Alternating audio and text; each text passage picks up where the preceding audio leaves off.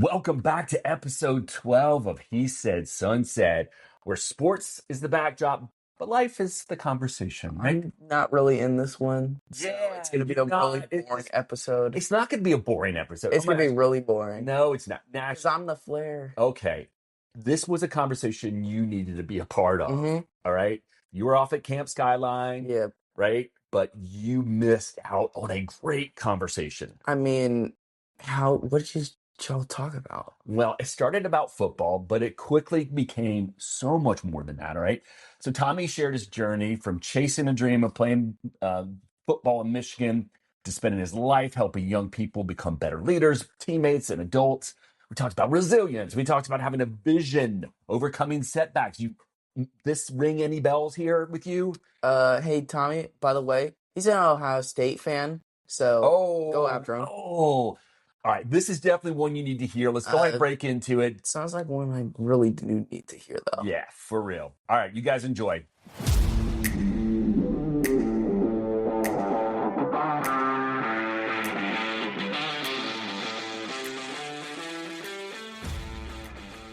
What is up, everybody? It is another episode of He Said, Son Said. I'm doing things just a tad bit differently today. I don't have Nash with me.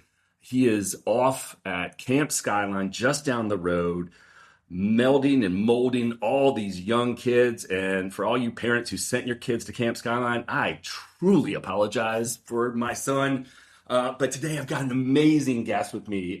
We've been trying to do this for a while, right? Yes. We have. And things have just gotten in the way, and now we're finally ready to go. I have got Tommy Jones with me. He is a lifelong mentor. He has dedicated his career to helping young people grow into better people, student athletes, leaders, you name it. But I'm not going to do all the talking about who Tommy Jones is. We're going to listen to Tommy talk about who Tommy Jones is. Break it down. Give me your background. How did everything start? Where did you grow up? What was childhood like? Sports, all that good stuff. Okay. So I grew up in Lansing, Michigan. Great childhood. Come from a family, got older sister and two younger brothers. So Okay. we're a big family. Yeah. And it made it fun. But really, everything started with my parents. Okay. In terms of the values that they instilled in us, in terms of what they expected of us, and then everything was surrounded by our village. So we are a big product of the African proverb, it takes a village. Nice. So Yes, everything started with our parents and the values and beliefs that they instilled in us. That's awesome. And everything else just kind of, the village kind of reinforced those values and those beliefs. And so it was a fun childhood. Having younger brothers, and then growing up in a neighborhood where there's so many other young children that are right around our age. Yeah. Competition. I bet.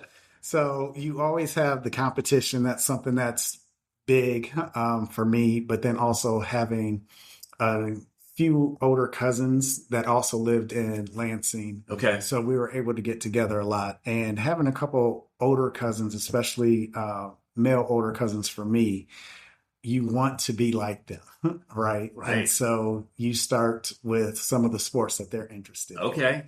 And so that's what really kind of got me going in sports. Also, like I said, growing up in the neighborhood I grew up in, there's a lot of young guys that are my age, a little bit older than me, a little bit younger than me. And so you're looking at, okay, what sports are they playing? Do I want to try that sport out? So the first organized sport I started playing was soccer. Ooh, In okay. first grade. And definitely enjoyed it. But it was one of those things that, for me, it taught me so much in terms of discipline. It taught me to have fun.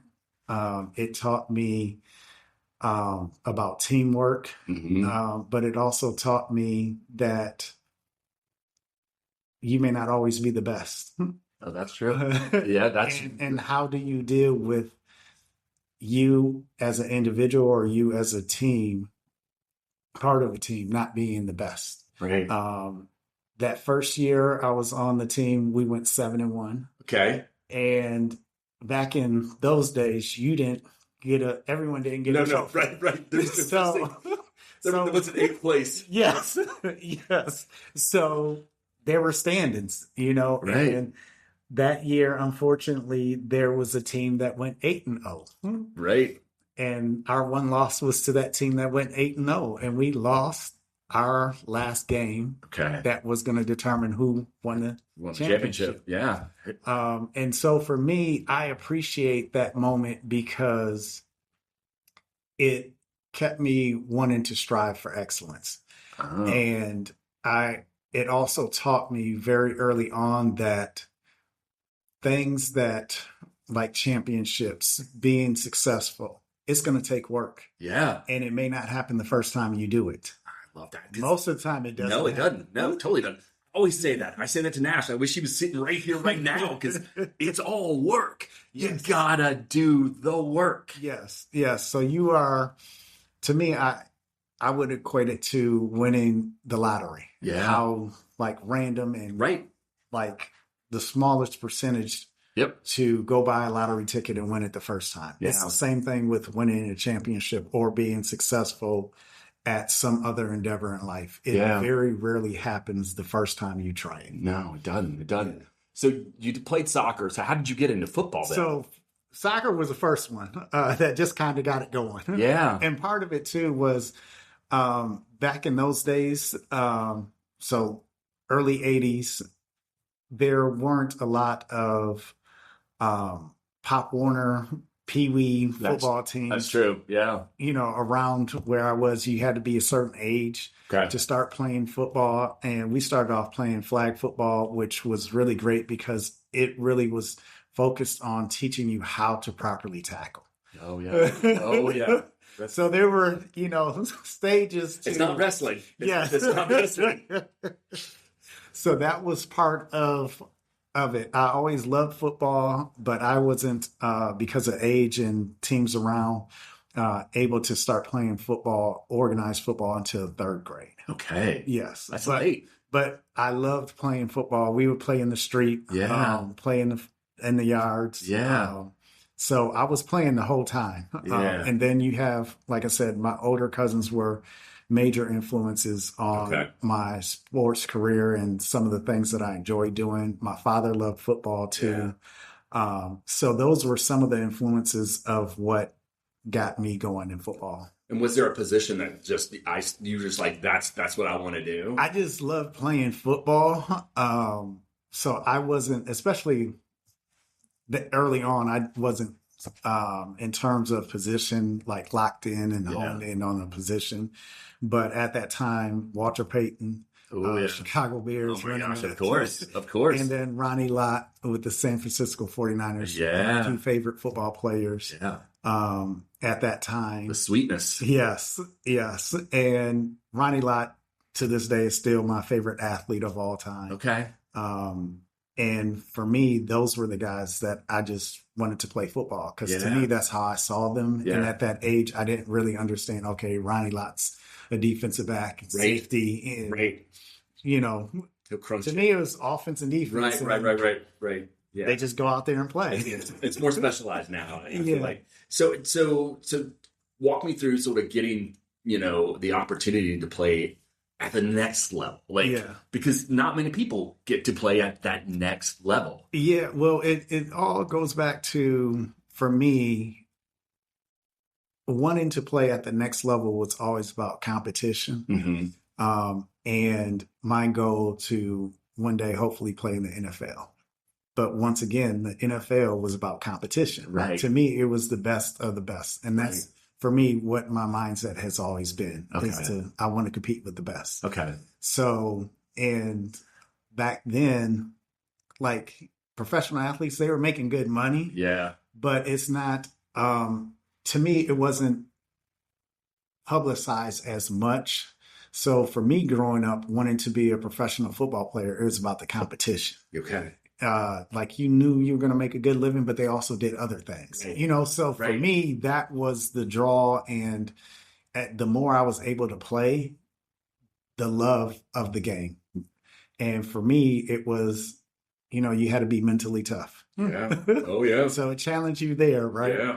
Then there was learning how to work together as a team, because you can have 10 guys doing exactly what they're supposed to on a play. Yep. And if that one guy isn't necessarily doing what they're supposed to do, Right. you still might have some success with that play, but Right. you won't have as much success. Right. And so that was part of what intrigued me too, and that I loved about football. To me, I still say it's the ultimate team sport because of those small details. It's all about timing, because you'll when somebody's off just a tiny bit on a route, or doesn't block properly, or doesn't pick up properly on a defense, everything can blow up either in a good way or in a bad way. Yes. Right. Yes. So So that was some of the things that I enjoyed, and to this day I still love about football, because it's going to challenge you as a team, but also individually. Yeah. Very much so. Very much so. So it teaches you perseverance. It teaches you how to be resilient. It teaches you how to think, because a lot of times I think there is a misconception in terms of what it takes to be successful as an athlete, but especially football. Yeah. Because it is a thinking man's game. Yeah. And I always equate it to chess. It's very much like chess. Yes. As players get lined up, and you've got to figure out how to maneuver around those players. Yes. And it's a cerebral game, even though it's very violent at times. It is very cerebral at the same time. And that's why I love it. Very much so, because essentially you're learning a language. Yeah. And you have to process information so quickly. So, for example, you have pre-snap, post-snap reads. Yeah. And understanding what I'm supposed to do based on pre-snap and post-snap read.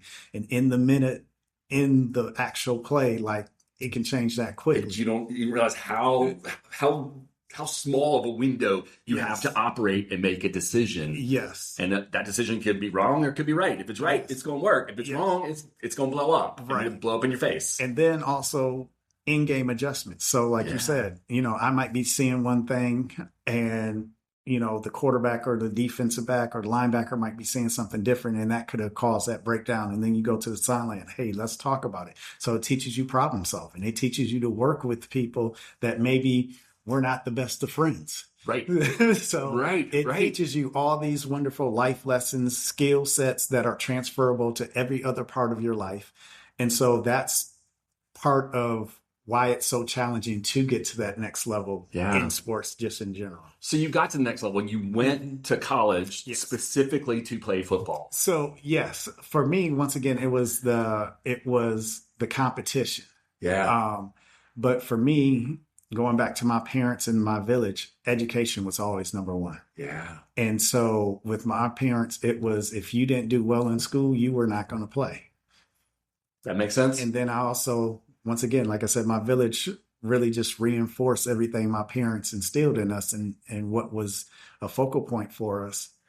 I had coaches even before I got, like, in grade school and middle school. I had coaches weekly. Yeah. You get your report from your teacher that you had to go and sign in and say, hey, Tommy's doing well in English, math, and science, and have the teacher sign off on it. He can play. You bring it. Yep. If not, you're not practicing. You stay home. Or go to the school, do whatever you need to do to get your grades up. I love that. So for me, it was all of those things that helped me to get there. But even getting there was a challenge, because I never stopped to think, as I was playing in high school, what if the schools that I want to recruit me don't recruit me? Oh, interesting. Then what's your plan? Right. I didn't have one. You didn't have one. I did not have one. So was Michigan was that your first choice? Yes. Oh, so for me, growing up, my three teams that I loved watching in terms of college football were Florida State. Okay. Makes sense. University of Miami. Yeah, makes sense too. And Michigan. Okay. Those all make sense. And for me, I loved them because year in and year out, they were competing for their conference championships and also competing for national championships. Yeah. So for me, that's what the draw was. It was a level of competition. Yeah. The passion that these teams showed when they were out on the field and played. And to me, they all had great coaches. Yeah. So for me, I always understood the importance of having a really good coach. Yeah. So what's it like? Because I think people forget college football teams are huge. Yes. It's not, a 50-person plus roster. No. It's ginormous. No, when I was playing, it was 115. Yeah. You could have, that was the max you could Right. have on a team. Most teams probably had 110. Yeah. And part of it is just because, especially back when I played, it was so physical that you had to worry about, do you have enough guys to get through the entire season? Yeah. Because a lot of stuff that's called now because of safety and things that we know now, Right. it was just a different game. It was much more violent when I played. So, the injuries were different. And then also on the flip side of it too, in terms of coming back from injuries, you weren't coming back as quickly because the medicine has grown leaps and bounds from what it is now. So for example, in terms of the medicine and treatment and rehab becoming so much better, if you had a knee injury, like you were literally out for a calendar year. Wow. Where now, guys come back so quickly from injuries, and in some cases, having a knee injury back in the day might have been career ending. Right. Totally. So those are some of the things that, make it challenging at the collegiate level. But also for me, I'll go back to what I was saying in terms of I didn't have a plan in case one of those schools didn't offer me. Yeah. So part of the challenge I didn't understand was I'm not the same size as some of my cousins that ended up playing before me at Ohio State or West Virginia, Eastern Michigan. I'm undersized. But in my head, I'm a good football player, so size doesn't matter to me because I've always found a way to excel. What's that competition that you've got inside of you? This drive for competition that's that hunger that, like I always say, you can teach a whole lot of things, but work ethic and wanting something, you either have it or you don't have it. So if you've got that drive for that competition, you love that, you want that, that's only going to propel you further. And you're going to, if you're not 6'3", you're going to think you're 6'3". Yeah. But for me, I also was a student of my craft. So football is about leverage. Yeah. Physics. Yeah. Low man wins. That's right. Keep your body in motion, stays in motion. Yes. So for me, it was those things. Understanding, this is my size. How can I maximize it? Right. What do I need to do to win against a bigger guy? Right. Okay. Leverage. Movement. Yeah. Force. Yeah. Those things. Okay. And I would look at, like I said, Ronnie Lott is my favorite athlete. Yeah. I paid attention. I wanted to be Ronnie Lott. He came with bad intentions. Yes, he did. Every time he came, he was moving. Yeah. He didn't stop and break down for a tackle. And for me, it helped me because being a smaller guy, if I stop and break down against a bigger guy, I'm getting ran over. Yeah. Or I'm not going to be able to make the block. Right. Right. So for me, it was understanding some of those things. But for me, as much as I was a student and as consistent and driven as I was to really understand my craft and master my craft as a football player, I wasn't always as consistent with academics in high school. Okay. And so Michigan, as great as they are athletically, they are just as great, if not better, as an academic institution. Yes. And so coming out of high school, I was like 2.9 GPA. Okay. Decent on the SAT, which was important back then. Yes. So I had the grades and the SAT scores that if I'm offered a scholarship, I'm going to be able to play. Right. But I never stopped to think, what if I don't get offered a scholarship? Right. And that's what happened. I didn't get offered a scholarship. Okay. So my route was very different. Very different than most. So for me, I had to figure out, did I still want to do this? Okay. And if so, how was I going to do it now? Okay. And so how did you do it? Right. Because that's it. I would have quit. I'd be like, all right, fine, whatever. So how did you do it? So for me, it came back to vision. And this is something that I share with student athletes that I've worked with for the last 20 years. And then in the last probably 5 to 10 years, working with administrators and professionals Yeah. is if you don't have a vision, Right. you're not going to survive the adversity and challenge that's going to come Correct. on the road to trying to accomplish whatever goal you have set for yourself. Right. And so for me, that's where it started, the vision. Okay. I could see myself in that maize and blue. Okay. So for me, that's what kept me going. I didn't care that you saw me as a 5'9", and coming out of high school, I was undersized. I was 5'9" and 150 pounds. So I was not a big guy. No, you were not. No, you were not. Okay. But to me, I just always been able to play and play well and be one of the better players. So that never wavered in my head. I just looked at it as in high school, I played safety and a receiver. Okay. Coming from a high school that we run the ball a ton. Right. Because that's what you do in high school. There's not a whole lot of passing. Yeah. So for me, it was not understanding the business of college athletics. Okay. And like I said, I had older cousins that played, and my cousin Roger Harper, who played at Ohio State, 6 years older than me. I remember him coming in town to play Michigan State. And we get to go down and check him out before the game. He's at the best hotel in Lansing. Okay. So I'm excited seeing him. Yeah. Able to talk to him, and he's getting ready to play on TV, playing Spartan Stadium, which is at like 60,000. But when you're in high school, I wasn't even in high school. I was in middle school.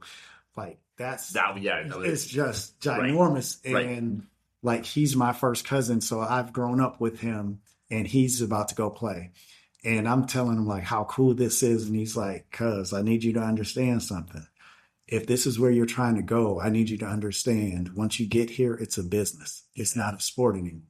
No. And at that time, I heard him and I listened, but I couldn't quite comprehend what he was trying to tell me at that moment. Yeah. That is a hard concept to grasp because you start for the love and then all of a sudden you realize, whoa, this is like, as you getting it here, if you want to get to the real business, you got to learn the business. Yes. Yes. So that was part of it. And so for me, that's where it started to kind of come back to me in terms of this is a business. Yeah. So for me, I just looked at it as I didn't get recruited because I didn't get the ball enough on the offensive side. Okay. I made plays on defense, but at defense, I'm undersized. So, right. You know, so that's what you're kind of thinking. So I'm just like, okay, and back then too, you don't have all the exposure that you do now. Right.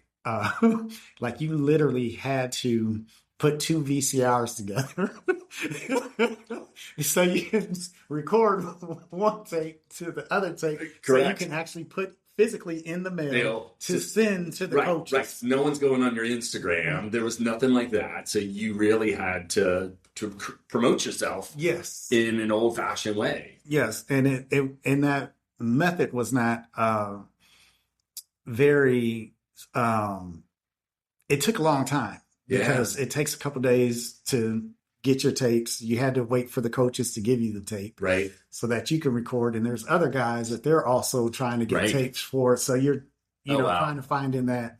Then you finally get it off. It takes 2-3 days to send the tape. You don't know how soon and if the coaches are looking at it, or if the right coach is looking at it, they see something in you is like, yeah, we could use this guy. So for me, it was persevering through all those things. And for me, at first, it was just like, well, I'm going to go down there. I'm going to meet with the coaches. Okay. And so I was like talking to my parents, like, this is what I really want to do. Okay. I need to be able to drive to Ann Arbor. Okay. And so trying to get the buy off and the okay from the parents, I wasn't sure if I was going to get it. Oh, yeah. I can imagine. Because I wanted to drive down there by myself. Ooh, okay. Yeah. So let little Tommy get on the road by himself to Ann Arbor. At that point, I'm maybe a year in of having my driver's license. Right. Oh my God. And there's no MapQuest. There's no MapQuest. You have a paper map sitting on the side or above. Yes. Oh my gosh. So, there's a lot of challenges that you have to kind of go through. But once again, it's that vision. Yeah. And I was able to sell that vision to my parents. Okay. But also, thankfully, at that time, my sister was a sophomore at the University of Michigan. Okay. And it just so happened that her best friend and roommate came up for the day and was hanging out, and she was going to be a RA at Michigan for the summer. And so she hears a conversation that I'm having with my parents, and she's like, "Hey, he can come stay with me at the dorm, and so you guys don't have to worry about him driving." Right. So I was just like, "Oh, that's divine intervention." Yeah, it's meant to be now. Yes, you got to follow through. Yep. So I got my tapes, and my parents are like, "Yep, you're good." I go down there, and the first day is a Monday. It's a 2.5-mile walk from the dorm that I'm staying at to Schimbacher Hall where the coaches are. Yep. And I'm excited because I know once they see the tape, they're going to be like, "Tommy, come on. Let's go. We're good. We overlooked you. I don't know how we missed you." So that was what I knew was about to happen. Go down, walk my 2 miles. And it's probably the fastest I've ever walked in my life because I'm so excited that I'm getting ready to be on University of Michigan football team, and we're going to get going. So I get down there, Schimbacher Hall, and I wait all day. All day? I can't see the coaches. They don't give you a time of day. Nope. So I have to wait, but they're preparing for the season. Right. So I'm just like, well, okay, I'm going to wait. You don't have a phone too. You can't get on. Can't get on Candy Crush and then spend 5 hours. Nope. So I'm just sitting there holding my 2 tapes to show the coaches, and literally I did that. You see, what I knew was going to be my future teammates, right? So I'm introducing myself, talk to them. They were cool. Yeah. And I do that for 30 days. 30 days. 30 days. Every day, Get back and out of forth. Town. Before I'm actually able to get my tape to the coach. And even on that 30th day, I'm still not meeting with the coach.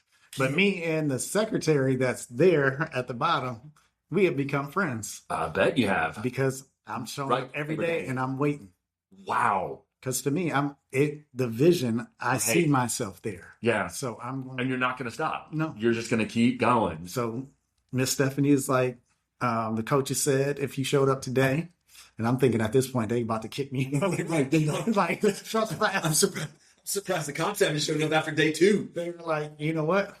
This guy's serious. Let's see his tape. Wow. And so she takes the tape. And she's like, they said, because that was on a Thursday, they told me to come back on a Tuesday. Okay. So I was like, okay, cool. So I'm like, on Tuesday, I'm going to be on the team. Yeah. Come back on Tuesday. They're like, you're going to actually meet with the coaches, with the strength coach. So I'm like, okay, cool. This is it. Right. Go in, meet with the strength coach, Coach Gittleson. And he's like, the coaches think that you're a good football player, but our concern is that you're a little too small. Okay. And we're not sure if you can make it through a Big Ten football season. So in my head, I'm initially, for a moment, disappointed because I'm like, okay, I'm not going to be on the team right away. But then immediately what kicked in was he said that I'm a good football player. Right. I'm a little too small. They're concerned that I won't be able to make it through a Big Ten football season. So Coach Gittleson, what would you guys be comfortable? What do I need to do? What do I need to do? Right. For you guys to feel more comfortable and to make me a better candidate to walk on. Okay. So he starts laying it out for me. This is what you need to do. You need to get stronger. You need to get gain more weight. Yeah. And wow. Hopefully you can get a little taller. But if not, these are the things that are controllable, and these are the things that would help us to feel more comfortable that you'd be able to make it. So you weren't a senior. What, you were a junior, sophomore? So that was my senior year. That was your senior year? Oh. Yeah, so like I'm done. Yeah, I'm done. Time's run out. Yeah. Like, yeah. And so because I didn't get recruited, that's why I was like, well, season about to start. I'm going to play this fall. Okay. They just don't know me. That's why I was going down there. Oh, wow. Yeah. So, that's insane. Yep. And then the next thing, then Coach Morrison came down, who was a recruiting coordinator and our special teams coach at the time, came down, met with me briefly, and he said, we do think you're a good football player. I know you talked to Coach Gittleson. But the other issue is you're not a student here at the University of Michigan. You need to become a student. Okay. So I was like, oh, okay. All right. So how do I do that? So you hadn't applied. I've applied, but I got Oh, denied. you got denied. Okay. Because, Okay. All like I right. said, Michigan, Right. and Yeah. I wasn't consistent. I didn't handle my business in high school like I should have. Okay. Because I wasn't always consistent. Okay. All So right. it wasn't bad, but I was just like, Right. my goal was like, I wanted to be good enough as a student that when I'm offered, And right. That makes sense. I Yes. never Right. thought, because of the belief in myself, I never thought I Right. wasn't going to get recruited. You were going to get recruited. You Yes. were going to go to a school. You had the Not just recruited, but right. You were, Miami, Florida right, State, and right, Michigan were right. going to recruit me. right. You were going Along to get with that. everything else. Exactly. I was going to turn the other ones down. Right. but it was gonna recruit those three. Okay. All right. Wow. All right. So I didn't. So I'm talking to him. He's telling me what I need to do. So he's like, I would like for you to go see a lady in admissions. She's associate director of admissions, Kim Bryant. Okay. So I was like, okay, I'm gonna go set up an appointment to meet with Kim Bryant. Did it take you 30 days? That thankfully did not. Okay. I was able to get in with Kim like within 2 days. Okay, there you go. So thankfully, but meeting with Kim, it wasn't the news that I wanted. Oh. Because she was very honest with me and she told me exactly what I needed to do. Okay. And it wasn't going to be as quick as I was hoping it would be. It's never as quick as you hope it's going to be. No, but at that age, you think it is. Of course. Right. It's just, it's going to be like that. Like they're going to. All these offers, they're Yes. going to come in. Yes. Oh, no. So Okay. it wasn't. So, but in that, once again, I had to choose, was I going to focus on the disappointment in the moment of Ooh. things not going the way that I anticipated? Yeah. Or was I going to take advantage of this opportunity Right. with the relationships I've just built? Right. Going back to football with Miss Stephanie, Yeah. Yeah. I know she said something to those coaches for me showing up every day. Yeah. That dedication, Yes. that perseverance. You're going to do this. Yep. And then having the opportunity to meet with Coach Gittleson, but then following up and asking him questions about, Yeah. okay, Right. what's going to give me the best opportunity? Right. So I know that did it. Then talking with Coach Morrison and then following up with Kim Bryant, who I know reported back to Coach Exactly. Morrison, like, Well, of hey, course. He showed your up. guy came. He came. Right. Right. He came to sign up that same day y'all talked. You told him to do it. He did it. He showed up. So and then, it gave him disappointing news. and so from we're- that disappointing news, I was like, okay, that's not what I wanted to hear, but I see myself here. Yeah. Not just as an athlete, but as a student. That's vision that you talked about. Yeah. That vision. I'm going to get here. Yeah. What do I need to do? Right. So Right. we created a plan. She was like, where are you planning on going to school this fall? I was like, in Lansing, Okay. at community college. Okay. She said, well, I'm not going to tell you not to go there, but if you can, and you could come down here and go to Washtenaw Community College, which is right down the street from University of Michigan. Okay. And a good number of our professors teach there as adjuncts. Okay. And so we feel very comfortable with students that are transferring into Michigan that have been successful at Washington. Because they're getting the same education, so to speak, Yes, rigor.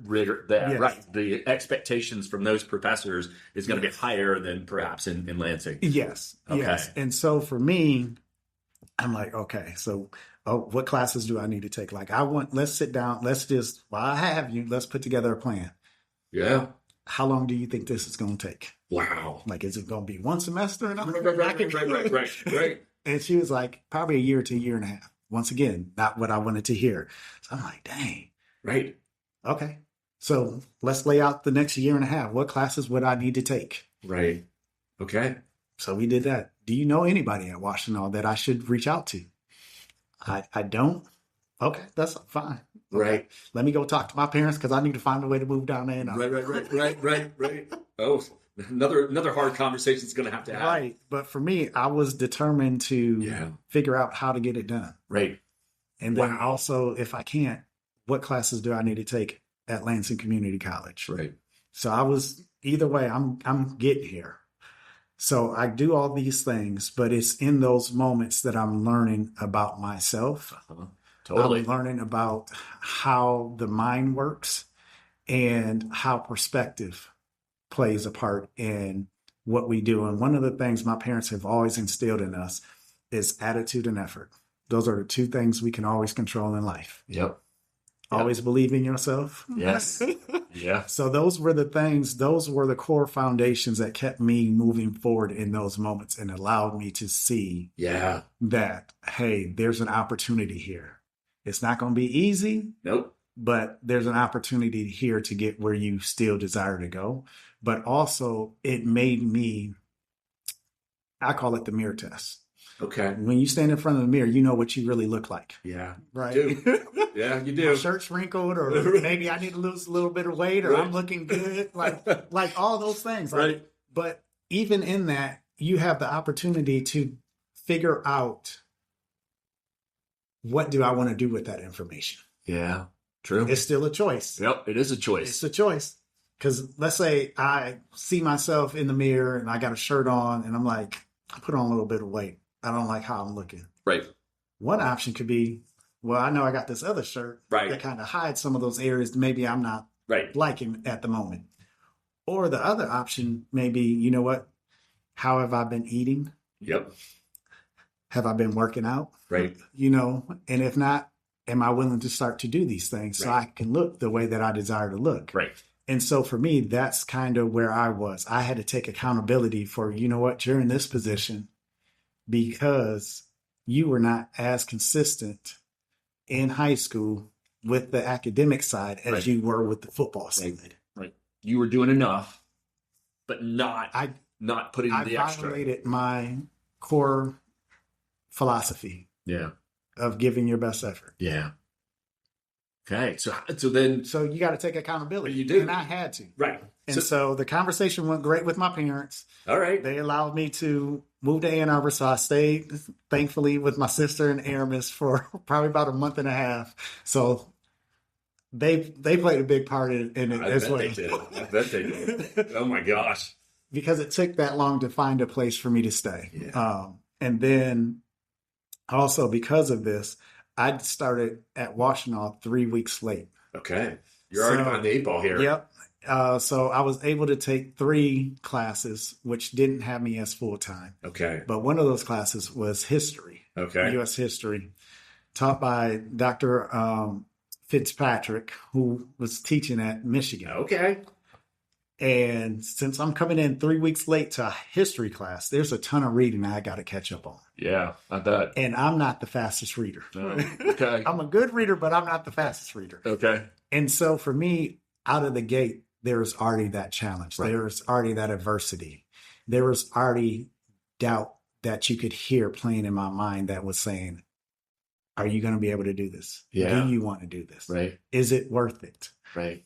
That doubt creeps in really quick. And that's part of it. Yeah. It's part of it. So, and I share that with every client that I work with, all the student athletes, with parents that have young children that are interested in sports.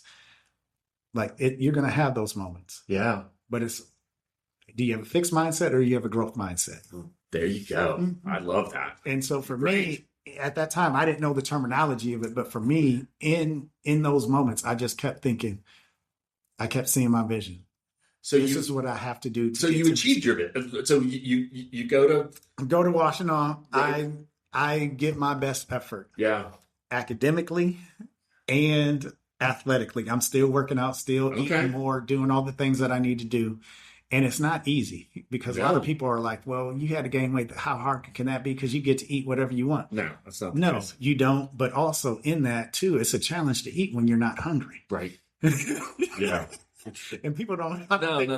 You're consuming 4,000, 5,000, 6,000 calories. That's a lot of food, and you have to work out. And so it's not right. So you're eating a lot, but you're working out and you're burning a lot. So you have to put on good weight. Yeah, those things. All that reading I had to do, it helped show me that in that moment, in that class, I ended up getting an A. That as long as I continue to be true to myself and give my best effort, I'm going to be successful. Yeah. And so that's what it really showed me going through that phase of being a student at Washtenaw. During that time, I stayed in contact with Kim. I stayed in contact with Coach Morrison, gave them updates. Hey, this is what I've taken for this upcoming semester. This is what I accomplished in this semester. This is what I'm doing in terms of gaining weight, but not just weight, good weight, gaining muscle mass. Yeah. These are the workouts I'm doing. This is where I'm at. This is what I'm trending towards. Just wanted to keep you guys updated. Hey, if there's any way that I can be around the program to, whether as a manager, whatever, let me know. Like, I need to be immersed in Michigan football, Michigan. That's my vision. Whatever I need to do, I'm going to do it, because if I need to be a manager, I'm going to see these guys every day, and it's going to motivate me to continue to do what I'm doing. All right. So you got the dedication, you got the follow through, you do community college. You get into Michigan. Yes. You get on the team. Yes. So, like, all this translate to everything that I see, like, in you and probably what you're doing right now. So let's transition. Yep. Like, you've done this. Yep. How do you then articulate this to other, like, because I see it with Nash. I see, like, sometimes that struggle, that fall through, and anxiety creeps in, and the doubt creeps in, and as soon as that happens. Like, so how do you work with student athletes? So working with student athletes and just clients in general, I always tell them to start with the vision. Yeah. Yeah. Like you're reaching out to me for some reason, right? So it starts with a dream. To me, the dream is a seed, right? Right. And then from there, you decide if you feel like that dream is worthy enough to pursue it. Yeah. And if you do, then that's where that vision starts to take place. Yeah. As that vision starts to take place, it's going to paint a picture for you that's going to allow you to keep going in those moments of adversity, in those moments where you're feeling overwhelmed and don't know what to do. But part of it too, it comes back to your support system too. So in those moments when I had doubt, my village would tell me, hey, you said you were going to do this. Yeah. We had the conversation that this is going to be challenging. Right. Are you going to quit? You signed up. This is what you signed up to do. Yeah. We don't raise quitters. I learned that lesson early in life.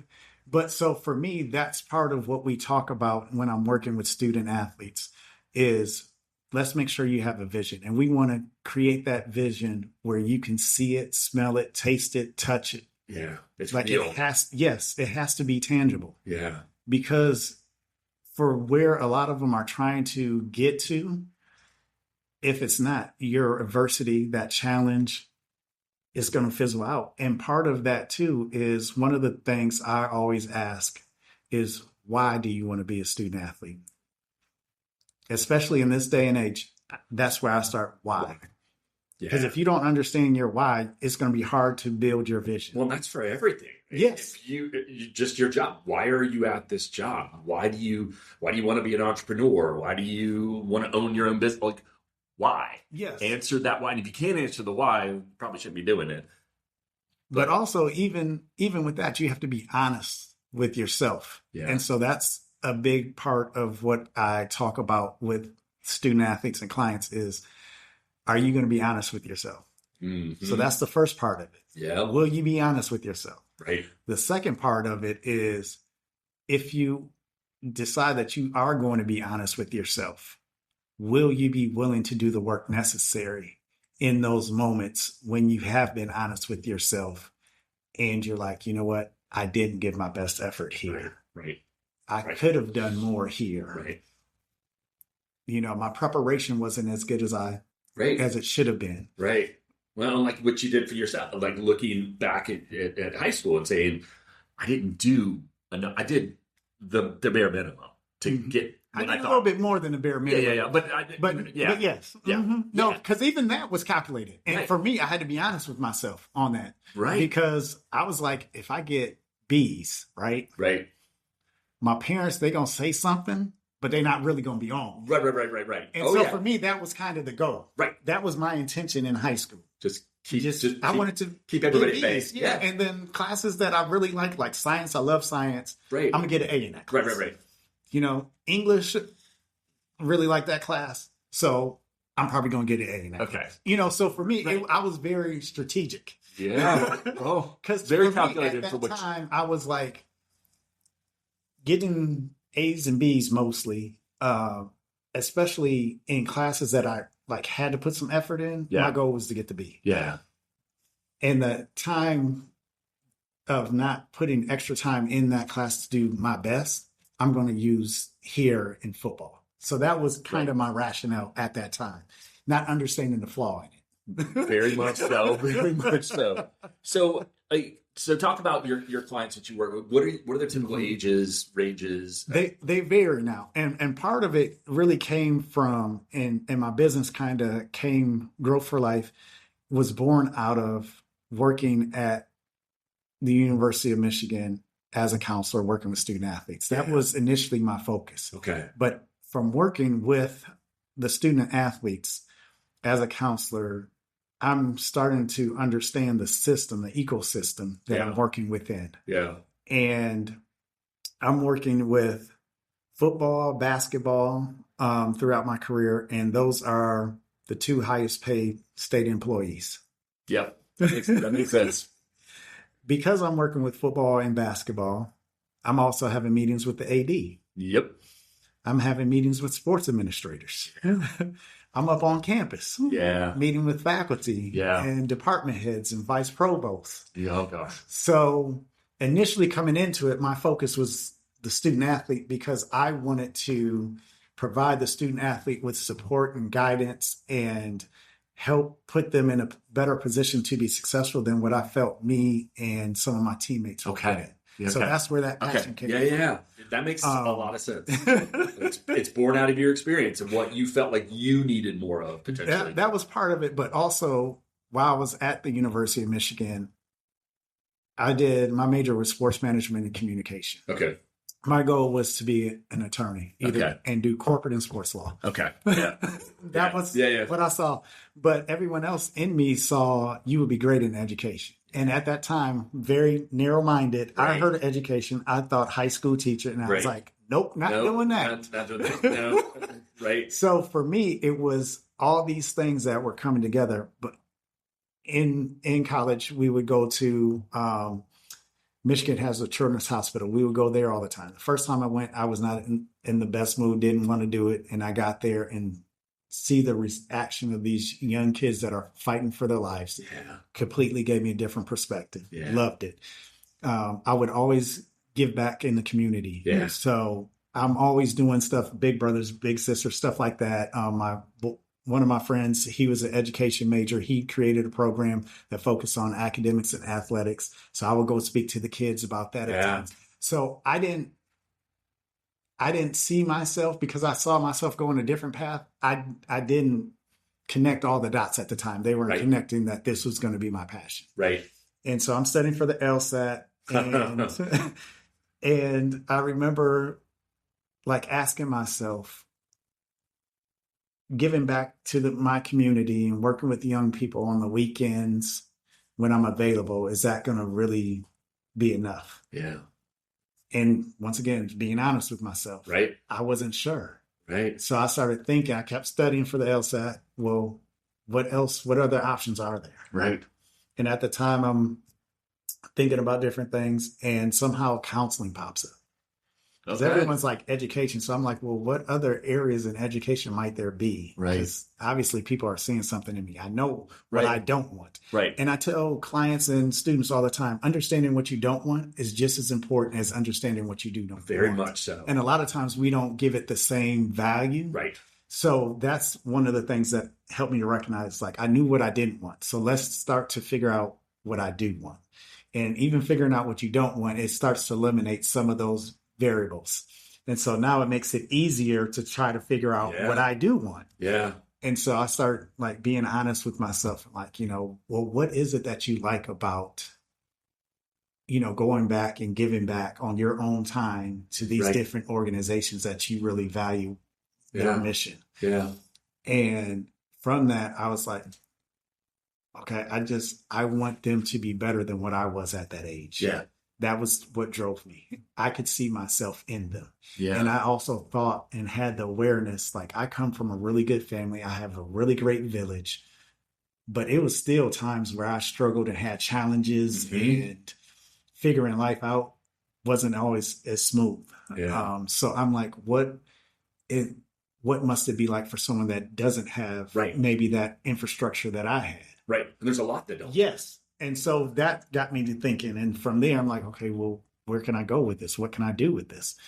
And somehow ended up exploring counseling. And so I started looking more into counseling. I'm like, this might be a good fit. And so I shift from studying from the LSAT to the GRE. There you go. Because now I'm going to do counseling. So I do get into counseling, and even, once again, divine intervention. I'm working at in the school district that I grew up in. At the high school I'm working at, my assistant principal at the time when I was in high school, which is a different high school, is now the principal of this school. Okay. And so he learns that I'm going to grad school. I plan on coming down here to go to grad school at UNC. He finds out, it's like, hey, would you consider going to school at Michigan State? They have a really great counseling program. If you do get accepted, the school district can pay for it. So I was like, okay, that's cool. But I know the catch is going to be, I'm going to have to stay in Lansing and work. And I don't want to do that. At that time, I was tired of Michigan winters. I wanted to move south. Yes. That makes sense. So he's like, nope, no catch. The only catch would be, as you're doing your program, there's going to come a point where you're going to have to do an internship. We would just have you do the internship here. Wow. But once you're done, you can go anywhere. Yep. So I'm like, don't really want to go to Michigan State because I'm a Michigan Wolverine. Right. You can't be a smart yeah, right. So even I mean, like, it's like me and having gone to UNC. There's no part of me that can work at Duke, can even like walk through Duke, or barely say the name Duke. So yeah, I get that. So I was like, nope, not going to do that. No. But having your education paid for, I was starting to think about that. So I was like, let me at least apply and see what happens. I've already been accepted at UNC. So I do that, get in. And so as I'm starting classes at Michigan State, one of my professors asked, well, what do you want to specialize in counseling? And I was like, what do you mean specialize? She's like, yeah, there's populations that you can focus on in terms of your counseling. Okay. And I'm like, I can? Because I didn't understand that. I would just generic counseling. Yeah. And I was like, oh, okay, that's kind of cool. So I started thinking about it, and I'm like, well, I like working with, young people. Yeah. High school, college. Yeah. It's like, okay, anything in particular about those? No. And then, so she was like, tell me a little bit about yourself. And I start telling her, at this point, I think I've been out of Michigan out of 2-3 years, something like that. Okay. So I share that with her. She's like, have you ever thought about working with student athletes? And I felt silly because I'm, like I said, 2-3 years removed, never crossed my mind. Never. Yeah. Just And I was like, wow. I was like, yeah, that would be kind of cool. I think I would be interested in that. She's like, I need you to go meet with Jim Pignataro. Okay. He's the director of student support systems here at Michigan State. Okay.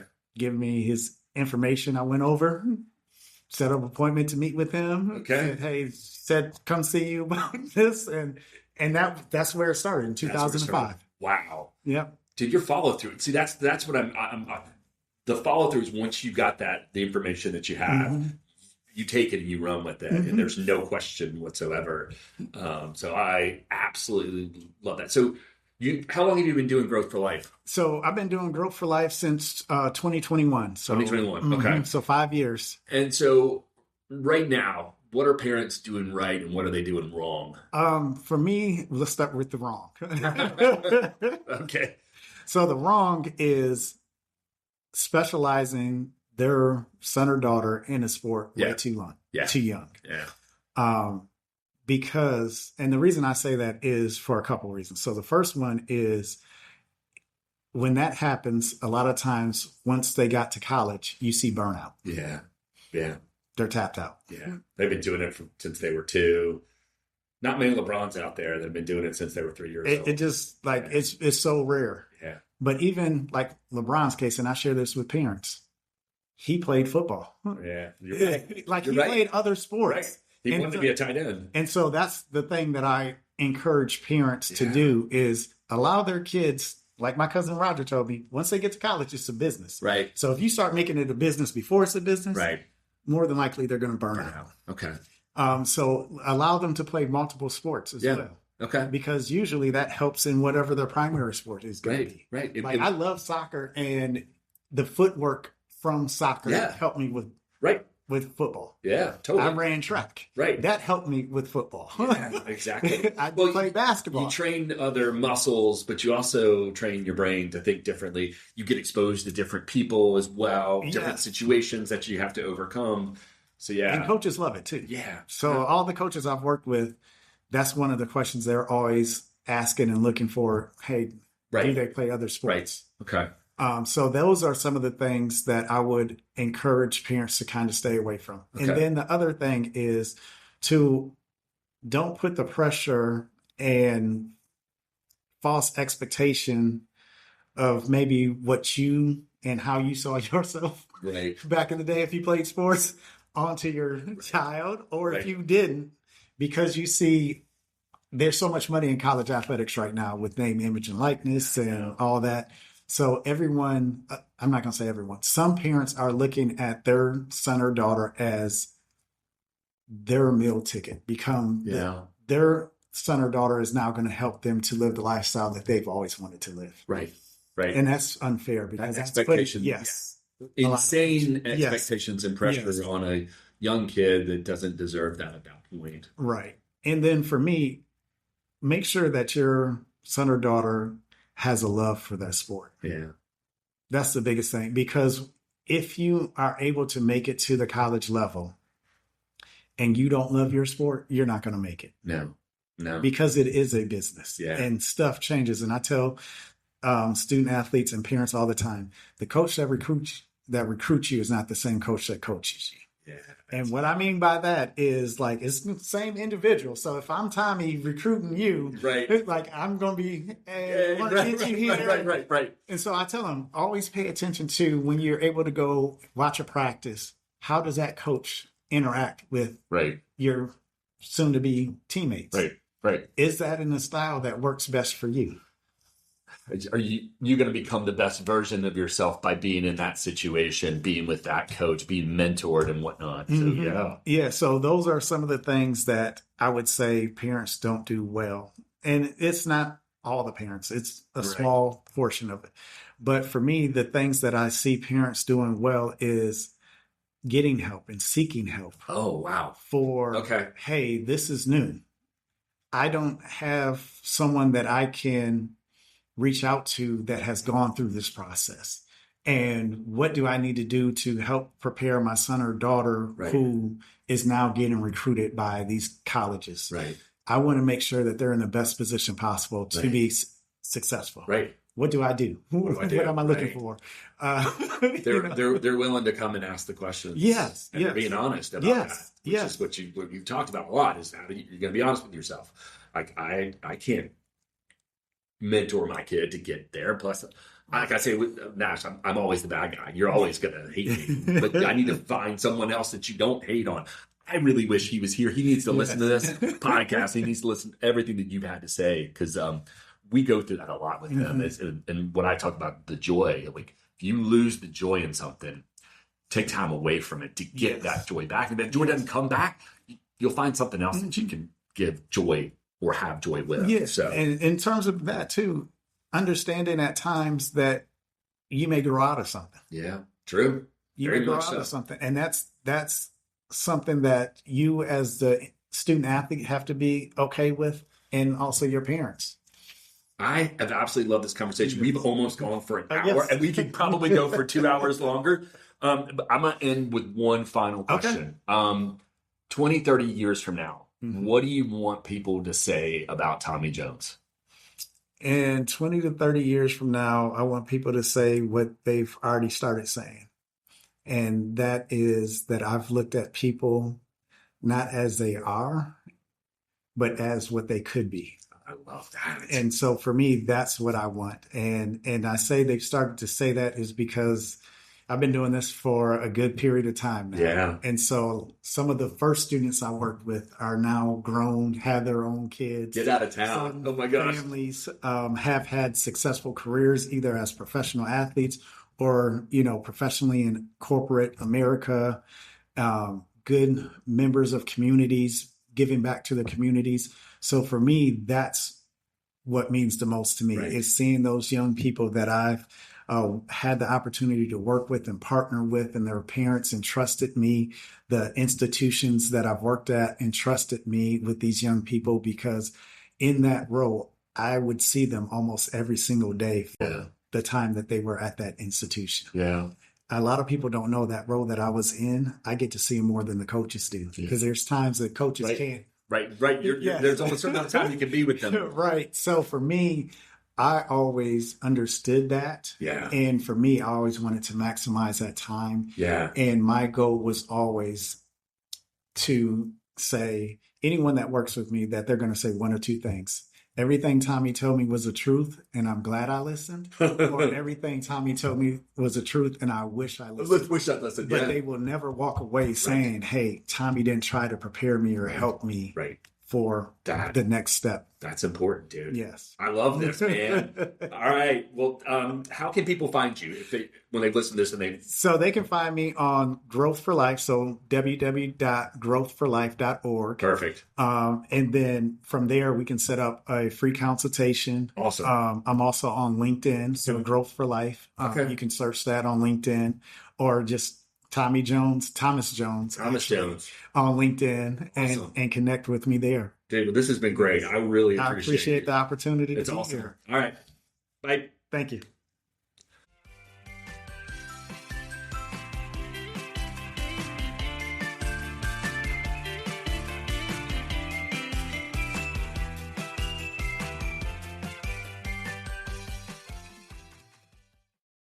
Told you. I told you the entire time it was going to be amazing. It was going to be amazing. An hour is egregious, though. It's a little much, but it was a good conversation, but I'm not gonna lie. Don't lie to me. There's a point in there where I was like a little okay. All right. There were great points, though. Okay, all right. So also, go blue. Okay. Go blue. Okay. But what did you pick up? What is the biggest lesson from that you're like, yep. If you want to be successful, you have to put in the work. Yeah, it's got to be the work. I mean, you got it. Straight up. Yes. I mean, Tommy put in the work. Yeah, he did. Yeah, straight up. Yeah, he did. I mean, he did. All right. So we're going to let everybody go to sleep, or night. Go do something else that they're doing right now. Also, we have a switch of rivalry meetups, because you keep. I swear, in 2021, I was an Ohio State fan because, CJ Stroud, Chris Olave, Garrett Wilson, all the fans. I get it. And then you're like, no, you have to be a Michigan fan because we have so many Michigan fans. I get that. So let's settle this. But then all of a sudden, he turns into an Ohio State. Okay, so then let's settle this off the podcast. Let's spare everybody's listening. Right after the national championship, when oh my God. I know. Ohio State. Okay, we're going to spare everybody this right now. Thank you for listening. We appreciate you guys, right? Thank y'all so much. Thank you. And we will get back into this because I'm not done with you. No, he's not done with me. All right, thank you. Bye, guys. Bye.